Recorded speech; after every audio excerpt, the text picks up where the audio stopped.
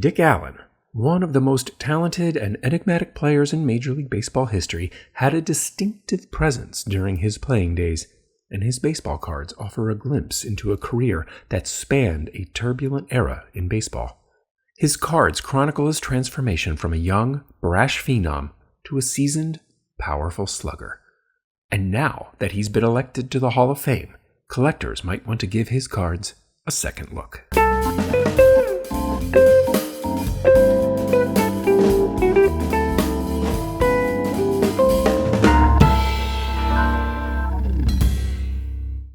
Richie Allen, as he was known at the beginning of his career, signed with the Phillies in 1960. He came up with the Arkansas Travelers, the AAA affiliate of the Phillies. Even though Jackie Robinson had broke the color barrier in baseball more than 15 years earlier, the Travelers were still an all-white team. Richie Allen was their first black player, and Arkansas was not a welcoming climate in the aftermath of the Little Rock High School desegregation events just a few years prior. Allen was fighting uphill from the start, but despite the death threats and the constant harassment, he hit 33 home runs for Arkansas in 1963 and earned a call-up to the big leagues at the end of the 63 season. His first full season in the majors, 1964, ranks among the greatest rookie seasons of all time. He led the league in runs, triples, extra base hits, and in total bases. He finished in the top 5 in batting average, slugging percentage, hits, and doubles, and he won Rookie of the Year. He hit 29 home runs, too. Despite his dominance at the plate, he was learning a new position at third base, and so also led the league with 41 errors. His rookie card, number 243 from 1964 Topps, is shared with John Hernstein. I covered this card from Hernstein's perspective all the way back in Season 1, and I hope you go watch that video too. Something to note on this card is Hernstein is shown batting in his regular cap, but Allen is wearing a batting helmet. Helmets were a new innovation at this time, and Allen was an early adopter. As we'll see, he became known for it. Ungraded copies of this card are around $40 to $50 these days. The all-time record for Dick Allen's rookie is $4,800 for a PSA 10 back in 2020. His second year in baseball was almost as good, and he got an All-Star Rookie Cup on his card, number 460, to celebrate. He's still listed as Richie Allen, but by 1965 he had made it clear he wanted to be called Dick. He thought Richie was a boy's name, and in an era when black men were pejoratively called boy by whites, Dick Allen wanted it to be clear he was no boy. Famously, he got into a fight with Frank Thomas in 1965, and I made a video about that too. You should pause this video, go watch that one, and then resume here, as everything that happened in the aftermath of that fight shaped the rest of his career. Also in 1965, Allen hit a 2-run home run in Chicago that cleared the Coke sign on Connie Mack Stadium's left center field roof. That home run, an estimated 529-footer, inspired Willie Stargell to say, "Now I know why the Phillies fans boo him, because when he hits a home run, there's no souvenir." 1966 was another stellar year for Allen, hitting a career-high 40 home runs that year, leading the league in slugging percentage and OPS, and picking up more nicknames as a result. He became known as the Wampum Walloper, a nod to his hometown of Wampum, PA, and Big Stick Dick, a nickname the rest of us can only dream of having. His 1966 Topps card shows us how big his arms were and his giant hands, which could easily huck around bats above 40 ounces. Allen continued with his dominance at the plate in 1967, and the cards reflect this.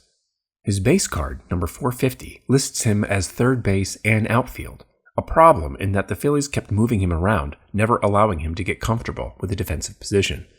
But he also got this Hurlers Beware card, number 309, which he shared with fellow Philly slugger Johnny Callison. But how about this RBI Leaders card, number 242, which he shares with Hank Aaron and Roberto Clemente, and this Home Run Leaders card, number 244, which he shares with Hank Aaron and Willie Mays. With Allen's recent election to the Hall of Fame, these are now rare Hall of Fame trifecta cards, where 3 Hall of Famers share the same card. 1968 Topps card number 225 lists him at third base, but he was playing a lot of first base too, and still struggling defensively. His photo, again, shows off his absolutely huge hands. By 1968, he had picked up a new nickname, Crash, due to his wearing a batting helmet while on the field for defense. He wore the crash helmet, as it was called, to protect him from all the stuff the fans were throwing at him, which included beer cans and flashlight batteries. The fans were relentless, and it was wearing on the superstar. 1969 was his last year with the Phillies. The fans didn't support him after the fight with Frank Thomas in '65, and he became disillusioned and reckless. It came to a halt in '69 when he failed to report for a doubleheader in New York, having got stuck in traffic on his way back from some gambling in New Jersey. The Phillies suspended him indefinitely, but not before Topps gave him card number 350 and another home run leaders card number 6, another Hall of Fame trifecta, which he shared with Willie McCovey and Ernie Banks. Dick Allen wanted out, and he demanded a trade. Making waves on his way out, he was traded to the Cardinals for Curt Flood, among other players, who failed to report, which spurned the fight that ultimately brought about the era of free agency. I made a video about that moment too, and you should really go watch it, and come back for the rest of the story. Dick Allen's time in Philadelphia was over, it seemed, and off he went to St. Louis. His 1970 Topps card, number 40, still shows him wearing his Phillies uniform, but his name had been shortened to just Rich. He only played the 1 year in St. Louis, but it was another All-Star year, his 4th by then. St. Louis traded him to the Dodgers for 71, resulting in card 650. Now this card is a high number short print, so even low-grade cards are going to cost you more than $100 for this one. Given the condition sensitivity of the 1971 Topps black borders, high-grade cards of this one are buku bucks. He also got a Topps Super card that year as well. The Dodgers turned around and traded Allen to the White Sox for 1972, receiving an unknown young pitcher named Tommy John in that trade. The White Sox manager stopped moving Allen around on defense, committing to making him the full-time first baseman, and Allen responded well both on the field and at the plate. His 1972 Topps card reuses the image from 1970, where he's wearing his Phillies uniform.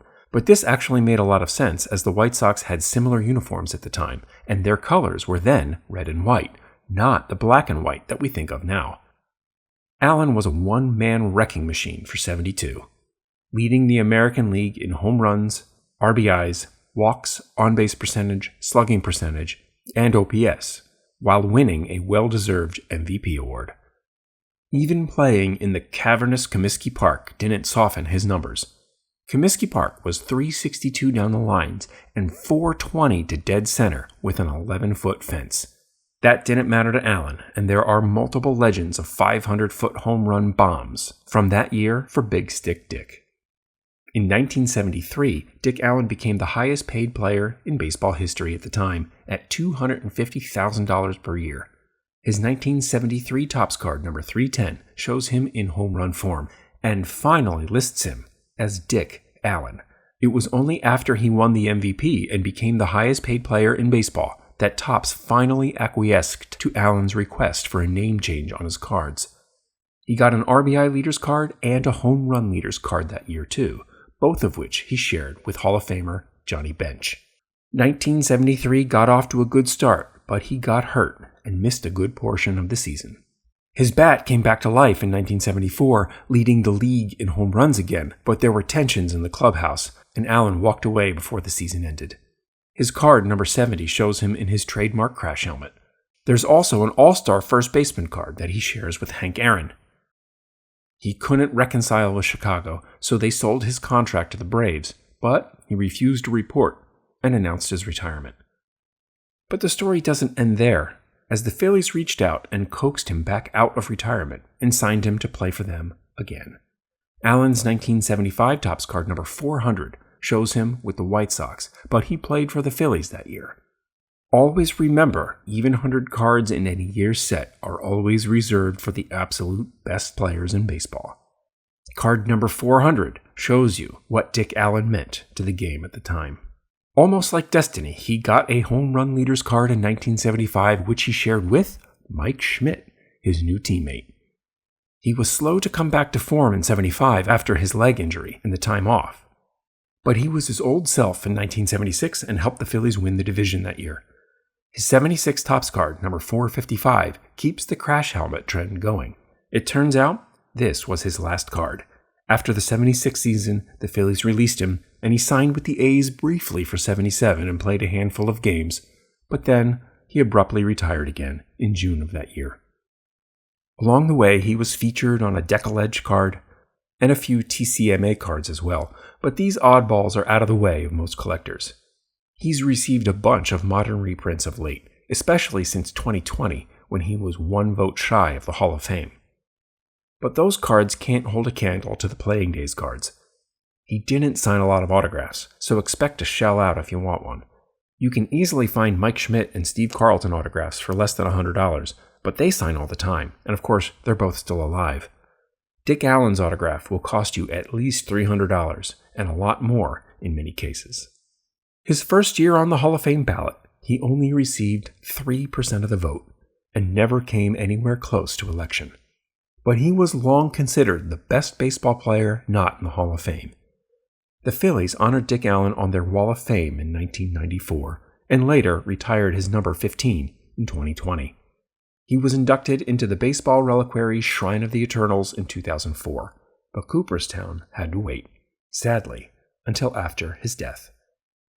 The Classic Era Committee finally came to their senses in 2024, giving Dick Allen the long-awaited nod to the Hall.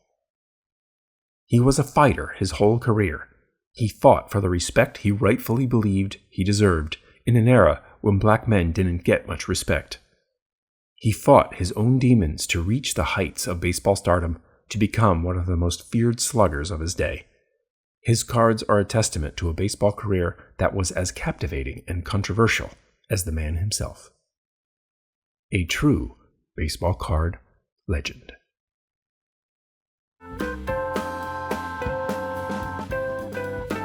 Thanks for watching. Baseball card legends are tough to ignore. Here on Baseball Card Stories, Legends, and Lore.